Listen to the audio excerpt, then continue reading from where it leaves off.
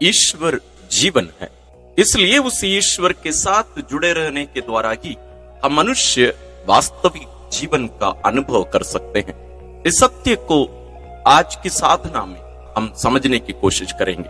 तो यदि आप अपने जीवन में वास्तविक जीवन, वास्तविक खुशी, वास्तविकता को समझना, अनुभव करना चाहते हैं, आज की इस पूरी साधना में भाग लेने की कोशिश करिए। आइए हम अपने आप को तैयार कर लें। सबसे पहले अपना पवित्र बाइबल, अपनी डायरी, पेन, पेंसिल सब ले लीजिए और आपका जो निर्धारित स्थान है आप बैठकर अपने आप को तैयार कर लीजिए। अपनी आंखें बंद करिए। सबसे पहले अपने आप को ईश्वर की उपस्थिति में रखिए। यह बहुत ही निर्धारित एक कार्य है कि हम अपने आप को ईश्वर की उपस्थिति में रखें। आइए हम शुरू करें। पिता और पुत्र और पवित्र आत्मा के नाम पर आमीन। हे परम पावन दयालु पिता, हम तेरी स्तुति और आराधना करते हैं, तेरी महिमा गाते हैं, तेरा जय जयकार करते हैं प्यारे पिता, हमारे सुंदर जीवन के लिए और आज के इस अवसर के लिए कि तू हम निरे मनुष्यों को अपने पास बुलाकर हमें अपने आप को हम पर प्रकट करता और हमें भी अपने आप को जानने का एक विशेष अवसर देता है। इस विशेष अनुग्रह और कृपा के लिए तुझे धन्यवाद देते हुए परम पावन दयाल पिता, हम अपने आप को तेरे पावन हाथों में अर्पित करते। हमें कृपा दे कि हम पूर्ण रूप से तुझ पर और तेरी बातों पर अपना ध्यान लगाकर आज की इस साधना में हम योग्य रीति से भाग ले सके। हे पवित्र आत्मा, तूने कहा है कि हमारा शरीर तेरा मंदिर है, हमारे शरीर रूपी इस मंदिर में निवास करने आ जा। हमें संभाल, हमें बता कि हमें वास्तव में कैसे जीना चाहिए। हे प्रभु यीशु क्रिस्त, तूने अपना जीवन पूर्ण रूप से पिता पर निर्भर रखकर, आश्रित रखकर अपना जीवन यापन किया और हमें भी सिखाया है कि हम भी तेरे पद चिन्हों पर चले। हमें कृपा दे कि हम वास्तव में पिता की आज्ञाओं का पालन करते हुए तेरे पद चिन्हों पर चलकर पूर्ण जीवन का अनुभव कर सके। एक हमारी प्यारी मां मरियम, सभी संतों, स्वर्गदूतों हमारी सहायता करिए। हम ये प्रार्थना करते हैं अपने प्रभु क्रिस्त के द्वारा, आमीन। आज की साधना के लिए हम जो पाठ लिए हैं वो है संत योहन्न रचित सुसमाचार अध्याय 5 पद संख्या 19 से 30 तक। The Gospel according to Saint John chapter 5 verses from 19 to 30। ईसा ने उनसे कहा, मैं तुम लोगों से यह कहता हूं, पुत्र स्वयं अपने से कुछ नहीं कर सकता, वह केवल वही कर सकता है जो पिता को करते देखता है। जो कुछ पिता करता है वह पुत्र भी करता है, क्योंकि पिता पुत्र को प्यार करता है और वह स्वयं जो कुछ करता है उससे पुत्र को दिखाता है। वह उससे और महान कार्य दिखाएगा जिन्हें देखकर तुम लोग अचंभे में पड़ जाओगे। जिस तरह पिता मृतकों को उठाता और जिलाता है, उसी तरह पुत्र भी जिसे चाहता है उसे जीवन प्रदान करता है, क्योंकि पिता किसी का न्याय नहीं करता, उसने न्याय करने का पूरा अधिकार पुत्र को दे दिया है, जिससे सब लोग जिस प्रकार पिता का आदर करते हैं उसी प्रकार पुत्र का भी आदर करें। जो पुत्र का आदर नहीं करता वह पिता का जिसने पुत्र को भेजा आदर नहीं करता। मैं तुम लोगों से यह कहता हूं, जो मेरी शिक्षा सुनता और जिसने मुझे भेजा उसमें विश्वास करता है उसे अनंत जीवन प्राप्त है। वह दोषी नहीं ठहराया जाएगा, वह तो मृत्यु को पार कर जीवन में प्रवेश कर चुका है। मैं तुम लोगों से यह कहता हूं, वह समय आ रहा है, आ ही गया है, जब मृतक ईश्वर के पुत्र की वाणी सुनेंगे और जो सुनेंगे उन्हें जीवन प्राप्त होगा। जिस तरह पिता स्वयं जीवन का स्रोत है, उसी तरह उसने पुत्र को भी जीवन का स्रोत बना दिया और उससे न्याय करने का भी अधिकार दिया है, क्योंकि वह मानव पुत्र है। इस पर आश्चर्य ना करो, वह समय आ रहा है जब वे सब जो कब्रों में हैं उसकी वाणी सुनकर निकल आएंगे। सत्कर्मी जीवन के लिए पुनर्जीवित हो जाएंगे और कुकर्मी नरक दंड के लिए। मैं स्वयं अपने से कुछ भी नहीं कर सकता, मैं जो सुनता उसी के अनुसार निर्णय देता हूं और मेरा निर्णय न्याय संगत है, क्योंकि मैं अपनी इच्छा नहीं बल्कि जिसने मुझे भेजा उसकी इच्छा पूरी करना चाहता हूं।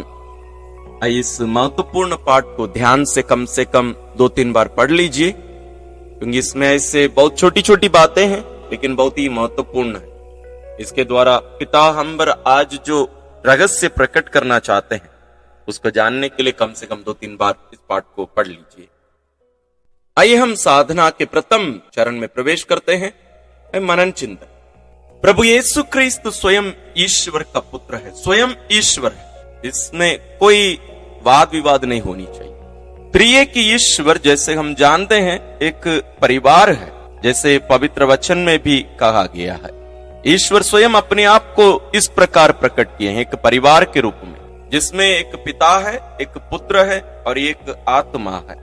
पिता और पुत्र जो शब्द हैं ये संबंध बोधक है, संबंध दर्शाते हैं। जब तक पुत्र नहीं है वहां कोई पिता नहीं हो सकता, और जब तक पिता नहीं है वहां कोई पुत्र नहीं हो सकता। ये कोई व्यक्ति को केवल नहीं, एक संबंध को, एक रिश्ते को प्रकट करते हैं। इसलिए ईश्वर अपने पुत्र को इस धरती पर भेजकर हम पर इस सत्य को और भी स्पष्ट रूप से बताए हैं, प्रकट किए। प्रभु यीशु जब इस धरती पर मानव रूप में थे तो हम देखते हैं कि वे हमेशा अपनी शिक्षा के द्वारा केवल नहीं बल्कि अपने जीवन द्वारा, अपनी प्रार्थनाओं के द्वारा ये हम पर प्रकट करते रहे कि वे अपने से कुछ भी नहीं करते। वे वास्तव में ये भी कहते हैं कि मैं कुछ भी नहीं कर सकता, कुछ भी नहीं कर सकता। वास्तव में कर सकते थे, लेकिन वे अपने आप को पिता के अधीन इस रीति से रखे, उनसे इस रीति से जुड़े रहे कि हमें ऐसे लगता है कि दोनों का मनोभाव, दोनों का दिमाग, दोनों का शरीर, दोनों का व्यक्ति लगभग एक है। इसलिए प्रभु यीशु अपनी शिक्षा में हमें बताते हैं मैं और पिता एक है, हम दोनों एक हैं। तो इसको कुछ लोग लेकर ये बताते हैं कि ये दोनों अलग अलग नहीं है, पिता और पुत्र दोनों एक ही व्यक्ति है। नहीं, हम विवाह संबंध को भी इसी रूप में, इसी प्रकार हम पवित्र बाइबल में देखते हैं, जहां ईश्वर कहते हैं अब ये दो नहीं बल्कि एक। क्या दोनों पति पत्नी एक ही व्यक्ति हो जाते हैं? नहीं, उनका संबंध इस प्रकार है कि दोनों वास्तव में एक। अब दोनों की इच्छा, दोनों का दिल दिमाग, दोनों की विचारधाराएं, दोनों की सोच, ये सब एक हो जाना चाहिए, उसका अर्थ। उसी प्रकार हम प्रभु यीशु को देखते हैं। प्रभु यीशु बार बार इस बात को दोहराते रहते हैं, विशेष रूप से संत यूहन्ना रचित सुसमाचार में प्रभु बार बार इस बात को दोहराते रहते हैं, मैं पिता में हूं, पिता मुझ में है, मैं अपने से कुछ नहीं करता, जो कुछ पिता को करता हुआ मैं देखता हूं उसी को ही मैं करता हूं, मैं जो शिक्षा देता हूं वो मेरी नहीं बल्कि उनकी है, मैं उनसे सुनकर तुम्हें सुनाता हूं। तो यहां हम देखते हैं दोनों व्यक्ति एक दूसरे पर निर्भर रहकर, आश्रित रहकर, एक दूसरे में जीता हुआ हम यहां देखते हैं। उनके बीच का संबंध इतना घनिष्ठ दिखाई देता है कि मानो दोनों एक ही हैं, दोनों का शरीर एक है, दोनों का मन एक है। प्रभु यीशु हमेशा सदैव पिता से जुड़े रहे और उनके हर कार्य और शिक्षा पिता पर ही आश्रित रहकर और पिता से ही आता है। और ये केवल उनके लिए नहीं बल्कि हमें सिखाने के लिए भी प्रभु यीशु ये करके दिखाए।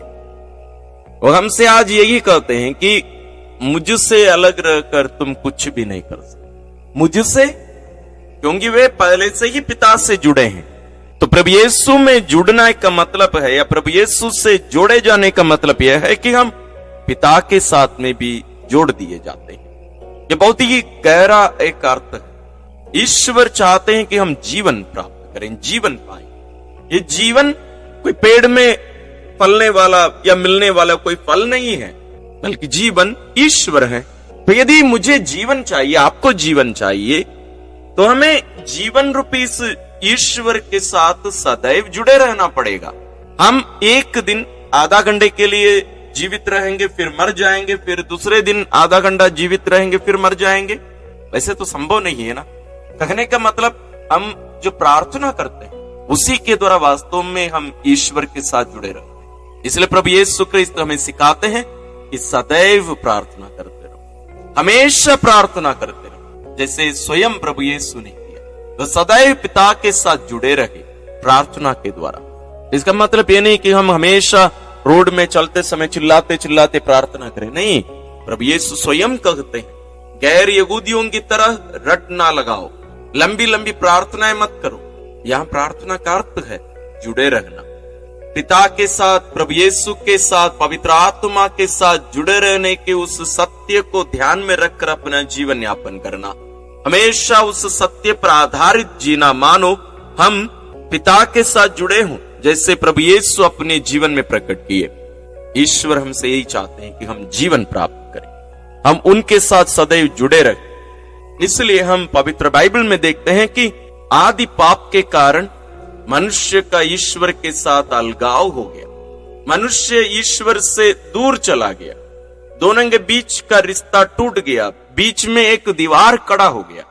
प्रभु यीशु आकर उस दीवार को गिरा देते हैं, उस अलगाव को दूर करके हमें पिता के साथ जोड़ देते हैं, हमारा उनके साथ मेल कर लेते हैं। संत पौलुस मेल मिलाप का उस शब्द का प्रयोग करते, मेल कर लिए हैं, उनके साथ हमारा मेल हो गया है, हमारा पिता के साथ, ईश्वर के साथ पुनर्निर्माण हो गया है, हमारा रिश्ते का, संबंध का। एक कोई आध्यात्मिक सच्चाई केवल नहीं है, ये पूर्ण सच्चाई है, ये शारीरिक भी है, आत्मिक भी है, मानसिक भी है, ये हमारे दिल दिमाग से भी जुड़ा है। इसलिए जब हम पाप करते हैं, हम इन सभी रीति में, इन सभी क्षेत्रों में ईश्वर से हम अलग हो जाते हैं। पाप जानबूझकर, स्वेच्छा से ईश्वर से संबंध तोड़ने का हमारा निर्णय है पाप। उसके द्वारा हम ईश्वर से अलग हो जाते हैं। हमें तो पता नहीं चलता है, लेकिन ईश्वर एक प्रकार से घबरा जाते हैं। मेरा बेटा, मेरी बेटी मुझसे दूर चला गया,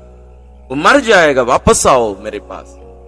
आज इस साधना के द्वारा पुनः ईश्वर हमें याद दिलाते हैं, मेरा बेटा, मेरी बेटी, तुम सदैव मेरे साथ जुड़े रहो, मुझसे कभी भी अलग रहकर जीने के बारे में विचार ही मत करो। तुम्हें लगता है कि मुझसे दूर रहकर तुम बहुत कुछ कर सकते हो, लेकिन वैसे संभव नहीं है। ईश्वर आज पुनः हमें बुला रहे हैं। ईश्वर ये नहीं चाहते हैं कि हम स्वर्ग में जाकर ही ऐसे जिए, नहीं, इस धरती पर ही ये प्रारंभ हो जाना चाहिए।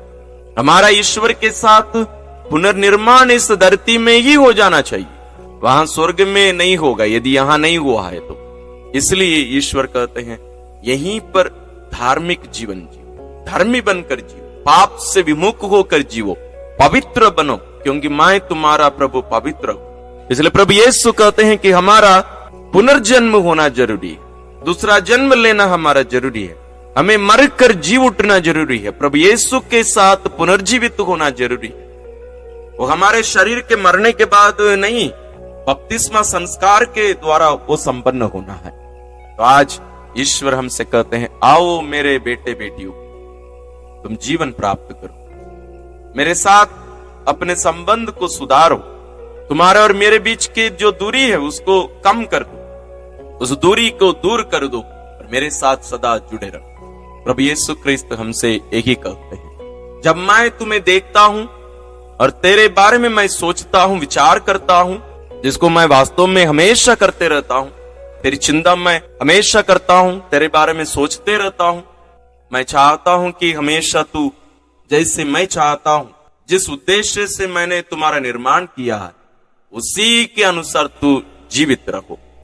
मुझे पता है कि अभी तुम्हारे जीवन में चंचल है, तुम मेरी इच्छा के अनुसार नहीं जी रहे हो, तुम पाप से विमुख होने के लिए लड़ रहे हो, और कभी कभी उसमें पड़े रहना तुम्हें अच्छा भी लगता है, उसमें पड़े मत। जब भी तुम गिर जाओ तुरंत उठकर मेरे पास लौट आओ, जब तुम गिर जाओ मुझे आवाज दो, मैं वहीं पर खड़े रहकर मैं देखते रहता हूं, क्योंकि तेरी इच्छा के बिना मैं तुम्हें बचा नहीं सकता। तुम मुझसे मांगो, मुझे आवाज दो। और ये जो संघर्ष है तुम्हारा, ये केवल क्षणिक है, इस दुनिया में कुछ ही दिन की बात, चिंता मत करो, क्योंकि तुम अभी भी तुम्हारे आदि पाप की उस संबंध से अभी भी तुम दूर होते जा रहे हो। अभी भी तुम उससे छुटकारा पा रहे हो, तो एक प्रोसेस है, एक प्रक्रिया, इसलिए रुको मत, आगे बढ़ते रहो।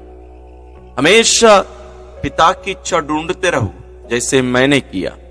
मैं हमेशा तेरे साथ, तेरे बगल में हूं, मैं अपने साथ तुझे ले जाना चाहता हूं। इसलिए मैंने कहा, जो मेरा अनुसरण करना चाहता है, जो मेरे समान जीना चाहता है, वो अपना आत्मत्याग करे। तुम्हें अपना आत्मत्याग करना पड़ेगा, तुम्हें अपने आप को पिता की इच्छा पूरी करने के लिए अर्पित करना पड़ेगा। तुम्हारे दिल दिमाग को पिता को अर्पित करके उनकी इच्छा को ढूंढते रहना पड़ेगा।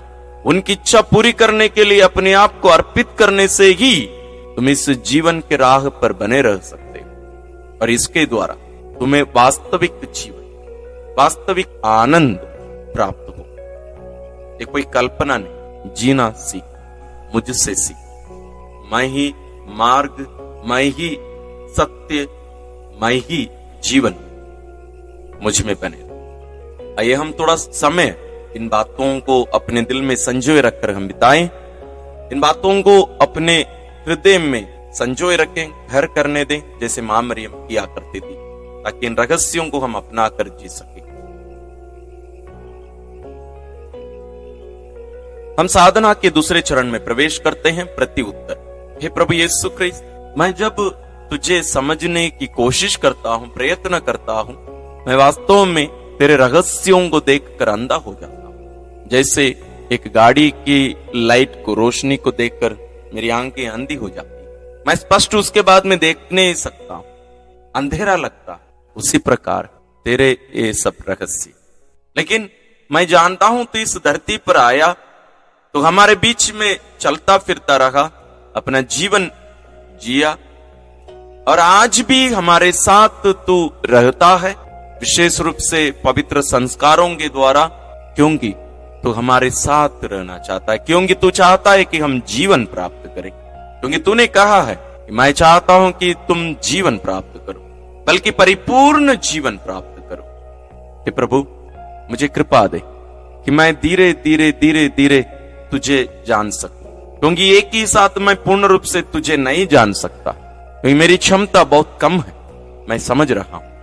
मुझे कृपा दे कि मैं सदैव अपनी आंखों को, अपने हृदय को, अपने कानों को तेरे लिए खुला रख सकूं। प्रभु, मैं हमेशा तेरा बने रहना चाहता हूं, मैं सदैव तुझे देखते रहना चाहता हूं, सदैव मैं तेरे समान पिता पर निर्भर रहते हुए, आश्रित रहते हुए अपना जीवन जीना चाहता हूं। मुझे यही कृपा प्रदान कर। आइए आप भी आपके मन में जो बातें उठ रही हैं, जो प्रार्थना उठ रही हैं, उन सबको पिता के चरणों में अर्पित करिए।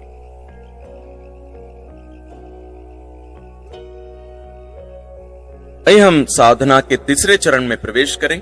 हे प्रभु यीशु क्रिस्त, मैं जानता हूं कि तू मुझे आनंद जीवन देना चाहता है, तू जानता है मेरी चाहतों को, और तूने मुझे उसी के लिए ही बनाया है, जैसे संत अगस्टिन ने कहा। हे प्रभु, हमारा हृदय बेचैन है, तब तक बेचैन है जब तक वो तुझ में विश्राम ना पाए। Lord, our hearts are restless unless and until they rest in thee. लेकिन प्रभु, चुनौती यह है कि मैं पूर्ण रूप से इस राह पर बने नहीं रह पा रहा हूं, मैं पूर्ण रूप से इसको नहीं चाह पा रहा हूं, क्योंकि जब तक मैं पूर्ण रूप से तुझे नहीं चाहूं, तेरे इस राह पर नहीं चलना चाहूं, तो मैं तुझसे इसको पूर्ण रूप से नहीं पा सकता। हे प्रभु, मुझे कृपा दे कि मैं किसी भी कीमत पर सदैव तेरी इच्छा पूरी करने वाला बन, जैसे तू पिता की इच्छा पूरी करने वाला बन, तू मृत्यु तक आज्ञाकारी बना रहा, उस प्रकार मैं भी मेरे जीवन के अंतिम क्षण तक पिता की इच्छा खोजने वाला, पूरी करने वाला बन। और प्रभु, जैसे तूने किया, हमारी भलाई के लिए, हमारी मुक्ति के लिए अपने आप को अर्पित किया, उसी प्रकार मैं भी अन्य लोगों के लिए, दूसरों के लिए, उनकी मुक्ति के लिए मैं अपने आप को दे सकूं। मुझे कृपा दे, ताकि इस तरह मैं अन्य लोगों को भी तेरे इस मुक्ति के राह पर ले चलूं और अनंत जीवन में प्रवेश वे भी पा सके। आइए हम थोड़ी देर मौन रहकर इन बातों को और इनसे जुड़ी आपके मन में जो बातें उठ रही हैं, उसके साथ हम थोड़ा सा समय बिताएं। आइए हम साधना के चौथे चरण में प्रवेश करें, निर्णय या संकल्प लेना। आज की साधना के द्वारा जरूर ईश्वर हमसे बहुत कुछ चाहते हैं और हम भी इन बातों को समझ रहे हैं। इन सभी को आप अपनी डायरी में लिखने की कोशिश करिए और आज से ही पालन करना शुरू करिए। एक दो बातें महत्वपूर्ण ऐसे हैं। सबसे पहले हमेशा प्रार्थना करना सीखना, यानी हमेशा पिता के साथ जुड़े रहने की सच्चाई पर अपना जीवन यापन करना। कभी भी ये नहीं भूलना है कि हम केवल और केवल ईश्वर में बने रहने से ही जीवित रह सकते हैं। इस सत्य को हम समझ सकें, इसका एक निर्णय लें, सदैव प्रार्थना करते रहें। दूसरी बात है प्रभु यीशु के समान पिता की इच्छा पूरी करने के लिए अपने आप को पूर्ण रूप से अर्पित करना। प्रभु यीशु यहां तक कह डाले कि पिता की इच्छा पूरी करना ही मेरा भोजन है। भोजन जैसे हमें शक्ति देता है, ऊर्जा देता है, एनर्जी देता है, उसी प्रकार प्रभु यीशु कहते हैं मुझे पिता की इच्छा पूरी करने से ही ऊर्जा मिलती है, एनर्जी मिलती है। साथ ही प्रभु यीशु के समान दूसरों के लिए अपने आप को देना। ये साथ साथ और भी बहुत सारी बातों पर हमने मनन किया।